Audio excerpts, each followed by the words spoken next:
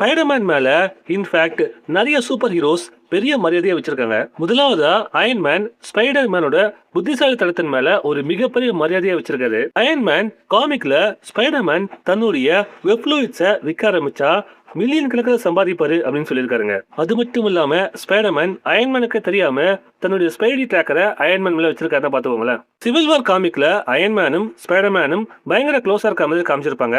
அடுத்ததா கேப்டன் அமெரிக்காவும் ஸ்பைடர்மேனும் பயங்கர க்ளோஸாங்க.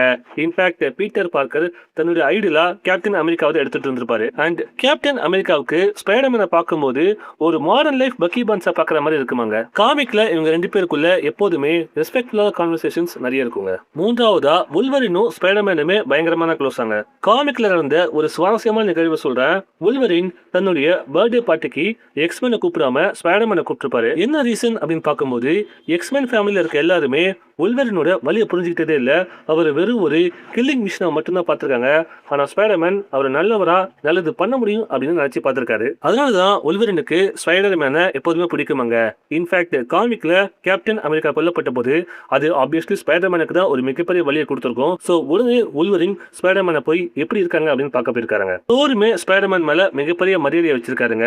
அண்ட் டேர்டெவிலும் ஸ்பைடர்மேனும் பயங்கர க்ளோஸ், சொல்லவே தேவையில்ல. அடுத்ததா இந்த மொத்த உலகத்துல இருந்து பீட்டர் பார்க்கர் தான் ஸ்பைடர்மேன் அப்படிங்கிற மெமரி எல்லா மக்கள் கிட்ட இருந்தும் அழிக்கப்பட்ட பிறகு ஸ்பைடர்மேன் தன்னுடைய ஐடென்டிட்டியை முதல்ல யாருக்கு ரிவீல் பண்ணுவார் தெரியுமா? ஃபேண்டாஸ்டிக் வேர்ல்ட் டீம் கிட்ட தான். இன்ஃபேக்ட் ரீட் ரிச்சர்ட்ஸே ஸ்பைடர்மேன் கிட்ட நானும் நீயும் காலேஜ்ல ஒரே மாதிரி ஸ்கோர் தான் வச்சிருக்கோம் அப்படின்னு சொல்லியிருக்காங்க.